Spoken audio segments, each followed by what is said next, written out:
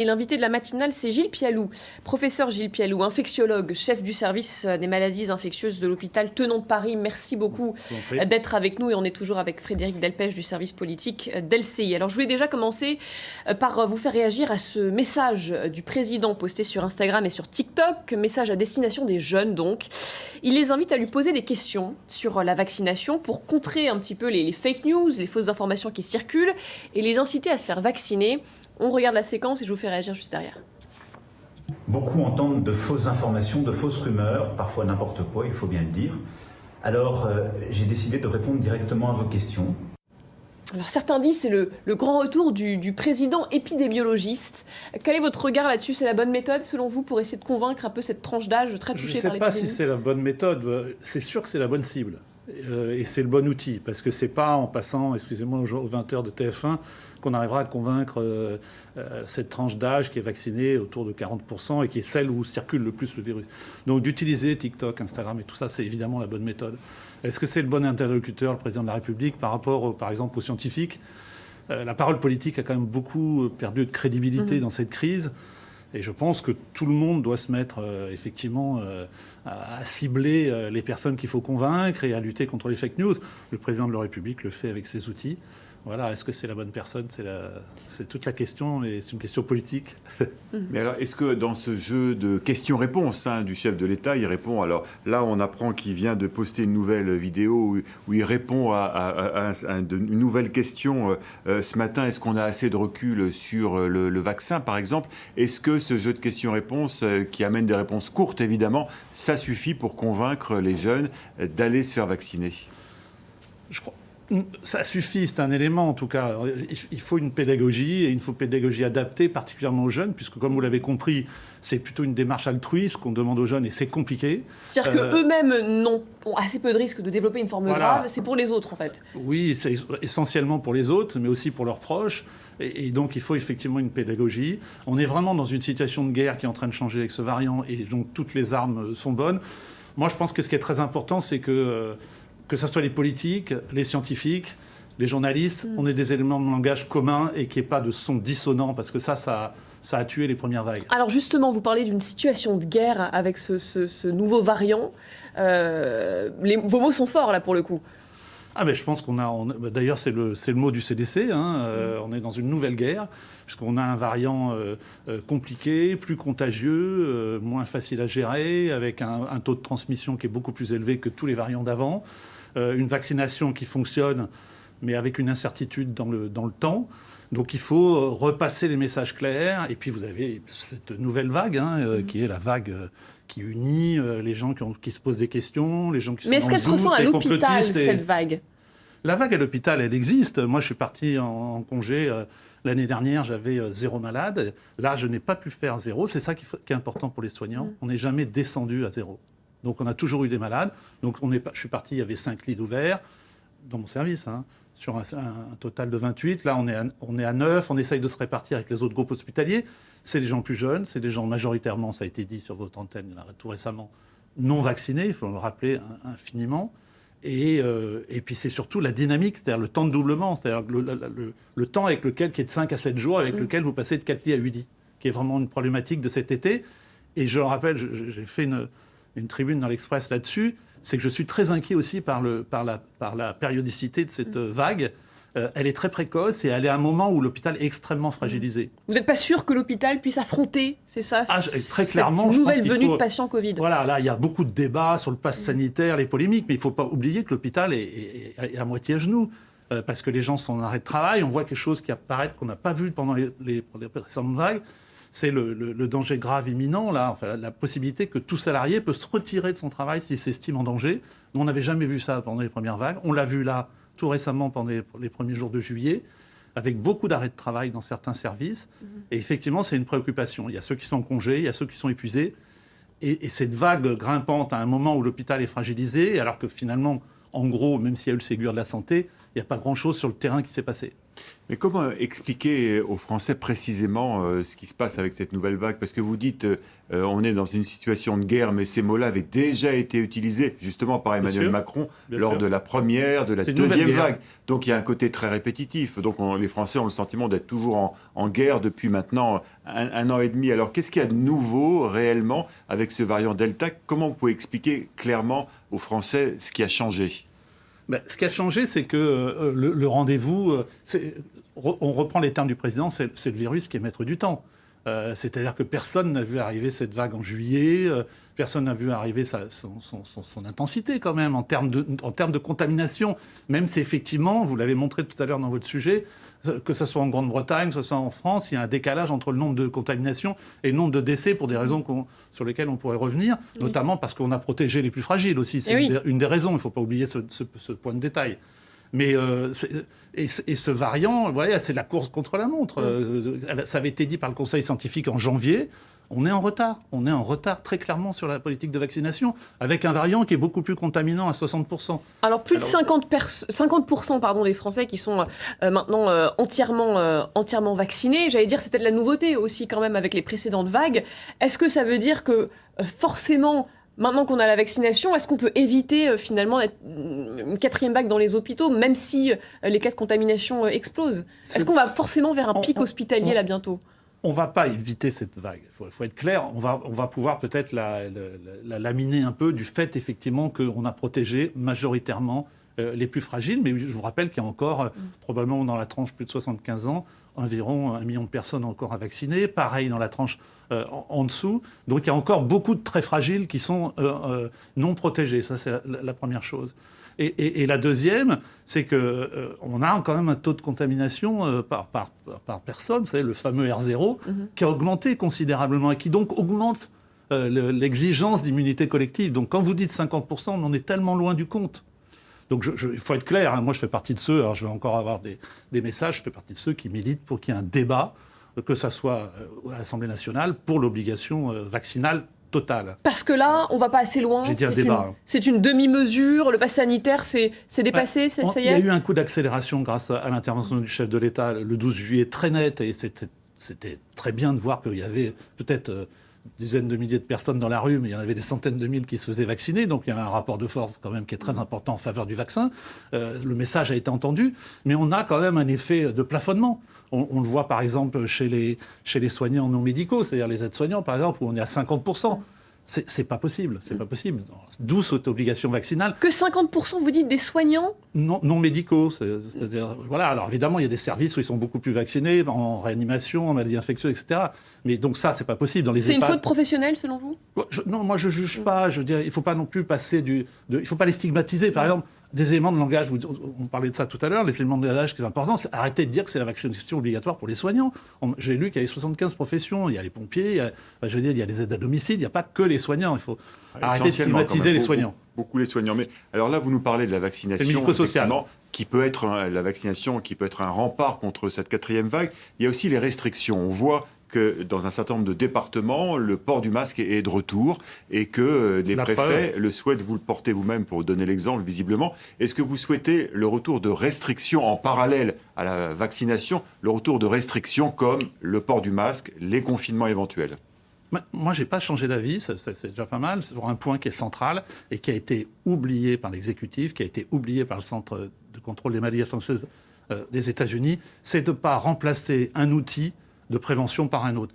Le pass sanitaire n'est pas un outil à la place de la vaccination et réciproquement. Il faut de la prévention combinée. Et les Français qui sont en vacances en ce moment le comprennent complètement. On n'a pas arrêté l'airbag, on n'a pas arrêté la ceinture de sécurité quand on a développé l'airbag. Et la prévention combinée, ça marche dans le sida, ça marche dans l'hépatite C, ça marche dans d'autres maladies, ça marche dans la prévention du mélanome. C'est-à-dire qu'il faut associer le port du masque. Ça a été une erreur d'enlever le masque de l'espace public, ça a été une erreur de message. Je ne dis pas que c'est une erreur au sens où ça a fait exploser les contaminations, mais évidemment que les gens ont entendu qu'il n'y avait plus besoin du masque, et notamment avec une complexité à rentrer chez soi ou rentrer dans un magasin quand vous n'avez pas le masque dans l'espace public. Donc je pense qu'il faut une prévention combinée. Juste pour comprendre bien ce que vous dites, quand par exemple le gouvernement, on a entendu Olivier Véran user de cet argument, dit avec le passeport sanitaire, vous êtes tranquille, vous allez pouvoir rentrer au cinéma et enlever le masque. masque, ça va être une forme de liberté. Ça, c'était une erreur de communication. Moi, je pense que c'est une erreur de communication, et puis c'est surtout une erreur de santé publique. C'est-à-dire qu'on sait très bien que, je viens d'énumérer un certain nombre de pathologies, donc le sida est un bon exemple, c'est que c'est une prévention combinée. Il faut utiliser en période de guerre tous les outils disponibles. Vous voyez ce que je veux dire? Et la sécurité routière est un bon exemple. Et tant qu'on est dans cette période d'incertitude sur les variants, sur l'immunité collective, il faut associer. Là, on ne parle même plus du dépisté isolé tracé. On n'en parle plus. On l'a abandonné. Il faudrait le garder combien de temps, le masque, là, selon vous Mais à l'extérieur je ne sais pas, Julie, on est dans une incertitude. Donc il faut gérer cette guerre-là. Vous avez bien compris que ce variant est quand même une saloperie. Donc il faut être clair. Donc vous dites que le gouvernement a trop laissé croire finalement que l'épidémie était derrière nous? Mais il n'y a pas que le gouvernement, il y a aussi les scientifiques qui s'expriment sur les chaînes. Vous voyez ce que je veux dire? Qui ont dit, ah bah oui, mais finalement on n'a plus besoin du masque. Mais il y a la donnée scientifique. Et puis, il y a ce que l'image, on en tire comme image et comme, je dirais, comme message de prévention. Le message de prévention, c'est que pour l'instant, dans cette incertitude, il faut associer la vaccination, certaines mesures restrictives, dont le pass sanitaire, qui est un parfait set, mais qui est un outil de prévention, et le dépisté, tracé, isolé. Le port du isolé. masque, on a compris. Le confinement, on voit qu'il revient en Guadeloupe, Martinique. La situation est très préoccupante dans ces deux départements. Est-ce que le retour du confinement localisé, ça aussi, c'est une bonne solution? Ça fait partie des solutions pour une épidémie qui, comme on l'a dit pour les précédentes vagues, est une épidémie qui est souvent localisée et qui, avant de se nationaliser, si je puis dire. Et les mesures sont mieux acceptées quand elles sont prises régionalement. Ça, c'est important. Je voudrais vous faire réagir quand même sur, parce que vous dites quelque chose sur effectivement le port du masque, le pass sanitaire, les restrictions. L'ordre des médecins a tout de même émis une réserve sur l'application du pass sanitaire dans les hôpitaux, à savoir en disant que c'était quand même une rupture de l'égalité d'accès aux soins. Il y avait risque que des patients qui ont un suivi médical, par exemple, n'aillent plus se faire soigner à l'hôpital. Est-ce que là aussi, vous nuancez le pass sanitaire dans les hôpitaux? Vous y êtes également favorable ou pas? D'abord, il a été décidé. Oui, j'y suis favorable parce qu'on a vraiment un problème nosocomial, premièrement. Deuxièmement, c'est une façon de protéger les malades et leur entourage. Troisièmement, effectivement, il va falloir, en pratique, des adaptations. Et on est en train de réfléchir qui contrôle ça pour qu'il y ait un peu de souplesse. De souplesse. Et évidemment, et contrairement aux fake news qu'on a entendu à l'Assemblée nationale, personne ne va être refusé de soins parce qu'il n'a pas son pass sanitaire avec un cancer. Ça n'a pas de sens. Et en plus, il faut expliquer que le pass sanitaire, ce n'est pas que le vaccin, c'est aussi la PCR de moins de 48 heures, etc.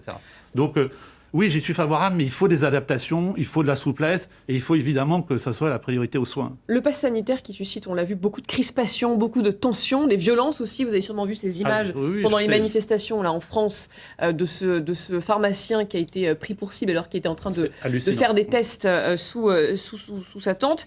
Vous dites la violence que l'on trouve sur les réseaux sociaux m'a beaucoup marqué. Vous faites partie des médecins assez médiatisé depuis quelque temps. Ça vous a marqué? Vous avez été choqué par les messages que vous avez pu recevoir? Oui, cet été, je me suis retrouvé avec une croix gammée sur le front, etc. Ce n'est pas les attaques personnelles qui me choquent, c'est les attaques contre le soin. Et l'exemple que vous dites, c'est ce pharmacien. Enfin, c'est emblématique. Si on se met à attaquer les acteurs de soins, on marche sur la tête, parce que je vous rappelle que les gens qui sont contre ce pass sanitaire sont aussi ceux qui vont avoir peut-être besoin de soins en étant non protégés par le masque dans leurs manifestations, non vaccinés, et qu'évidemment ils sont soignés comme les autres, il faut le rappeler quand même. Oui. Et je veux juste dire un mot sur votre question et revenir sur les inégalités sociales. Parce que le pass sanitaire, j'entends beaucoup, et je comprends que les gens aient peur que ça induise des inégalités sociales, mais l'élément qui induit le plus d'inégalités sociales, c'est le virus. On l'a montré encore. Vous avez vu qui est vacciné et qui ne l'est pas, en fonction des départements, en fonction du rural versus l'urbain. La vaccination aussi induit une inégalité sociale. C'est pas n'importe qui est vacciné. Et on ne fait pas assez pour aller chercher justement ceux qui ont moins accès au vaccin, qui sont moins informés. Là, il y a eu des tentatives, notamment par rapport au 93, de ce qu'on appelle aller vers. C'est-à-dire que ce n'est pas les gens qui viennent vers le vaccin, c'est le vaccin qui va. Il y a des expériences, il faut évidemment les développer. Alors le vaccin, donc vous l'avez beaucoup mentionné, c'est donc un rempart contre cette quatrième vague. C'est un des outils. On voit qu'en Israël, troisième dose qui est attendue. En Allemagne, troisième dose aussi pour les plus vulnérables. Est-ce qu'en France, on va être soumis, les Français vont être soumis à une troisième dose de vaccin ou pas? Oui, c'est inéluctable. Après, il faut savoir si cette troisième dose est lié au facteur temps, comme vous le dites, en faisant référence à Israël, aux études israéliennes qui viennent d'être publiées, rapportées, ou si c'est une troisième dose pour mieux s'adapter aux variants. Ça sera probablement les deux. Voilà, je note quand même au passage que les laboratoires ont augmenté les prix. Exactement. Ce qui vraiment est très choquant. Je le dis clairement, c'est très choquant. Il le justifie, en tout cas Clément Beaune a réagi, Oui, secrétaire d'État aux Affaires européennes, entendu. et lui il le dit, c'est parce que les vaccins s'adaptent aux variants, ce sont des vaccins plus exigeants. Pour vous, ça c'est pas une excuse? Non, mais c'est pas ça. On est dans une situation, je le répète, de guerre. Il est possible qu'on ait un autre variant qui nécessite que les vaccins soient adaptés. Je pense qu'il y a quand même toute une partie du monde qui n'est pas vaccinée. Alors je sais que les laboratoires disent oh ben oui, mais on utilise ça pour vacciner les pays émergents, les pays du Sud. C'est pas vrai. C'est pas vrai. Il n'y a pas assez de doses. Il y a la moitié du monde qui est pas vacciné. Esther Duflo s'est exprimée là-dessus. On est complètement en dessous des besoins mondiaux. Et ça, c'est un problème aussi, parce que là, on est dans notre microcosme français. Je veux dire, quand on distribue 1 milliard de doses, quand l'Union européenne distribue 1 milliard de doses, on sait très bien qu'il en faut 10 milliards. Donc on n'est pas du tout dans une politique de vaccination universelle. Il faudrait que l'Union européenne refuse ces augmentations de vaccins, renégocie à nouveau. Ah ben je pense qu'effectivement, je pense que de toute façon, il faut s'inscrire dans la durée. Quand vous disiez qu'est-ce qui est nouveau avec ce variant, c'est qu'il faut arrêter de parler de vagues, parce qu'on est dans une pandémie qui dure, et que dans une pandémie qui dure, on voit une gestion à long terme. Et si chaque fois qu'il y a je comprends, il faut que l'innovation soit valorisée. Je ne nie pas cette règle du commerce, mais là, on est quand même dans une situation assez exceptionnelle. Et on pense quand même que il aurait pu faire un effort, les industriels auraient pu faire un effort, et l'Union européenne, comme vous le dites, aurait pu dire, attendez, on va attendre de voir ce qui se passe, comment on va vacciner en octobre, qu'est-ce qui se passera s'il y a d'autres variants, et pas être tout de suite dans... La solution, est-ce que c'est pas aussi libérer les brevets? Alors je pense qu'il y a beaucoup de gens, je ne l'ai pas signé moi parce qu'on ne me l'avait pas proposé, mais il y a eu beaucoup de tribunes, effectivement, sur la libération des brevets, mais ça peut être quelque chose à titre exceptionnel, vous voyez, sur une durée, et pas forcément quelque chose d'immuable. Mais oui, je répète, je recite Esther Duflo, excusez-moi, mais elle avait expliqué dans le journal du dimanche que si on vaccinait 60% de la population mondiale, en gros, il fallait 50 milliards, mais qu'il y avait 2000 milliards d'économies. Enfin, je veux dire, c'est coût efficace de vacciner la planète. Après, si on arrive à régler le problème en France, de toute façon, ça deviendra une pathologie d'importation si on n'a pas vacciné le reste du monde. Alors, il y a beaucoup de Français qui nous écoutent, qui sont en vacances en ce moment. Qu'est-ce que vous leur dites? Vous leur dites attention, ça va durer encore, et la rentrée va être difficile, il y en a encore pour plusieurs mois, plusieurs années. C'est quoi votre message pour des Français qui sont plutôt dans un état d'esprit d'essayer de profiter un peu de leurs vacances, justement? Déjà, de profiter des vacances pour se faire vacciner, c'est un effort qui a été proposé par le gouvernement et qui fonctionne. Moi, j'étais dans des départements où ça vaccinait, dans le 17, dans le 83. Donc, on peut se faire vacciner sur place. Et surtout, la chose qu'on entend le plus, c'est « j'attends pour voir ». Mais ça ne sert à rien d'attendre. Parce que, de toute façon, c'est que le pire qui peut se profiler. Je veux dire, on peut très bien avoir un variant encore plus contagieux. C'est déjà beaucoup, vous savez. Ce variant Delta, c'est déjà beaucoup, comme un R0 à 8, c'est-à-dire une personne contaminée qui en contamine 8, c'est beaucoup. C'est beaucoup dans l'échelle des maladies infectieuses. Donc une rentrée quand même difficile aussi pour les Français. Une rentrée difficile et surtout quelque chose qui va s'inscrire... Voilà, il faut apaiser un peu le débat. Moi, je pense qu'il faut que les citoyens s'expriment. Ils ont été oubliés, la démocratie sanitaire est oubliée de ces vagues.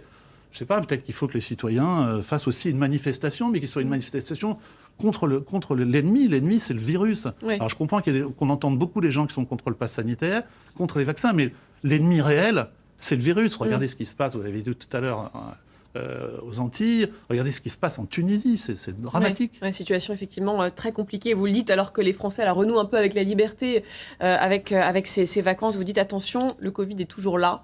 Et toujours là, il a changé de forme et ça nécessite ce que j'appelle, c'est de mélanger les outils de prévention. Merci beaucoup, professeur, d'avoir pris le temps de répondre à toutes nos questions.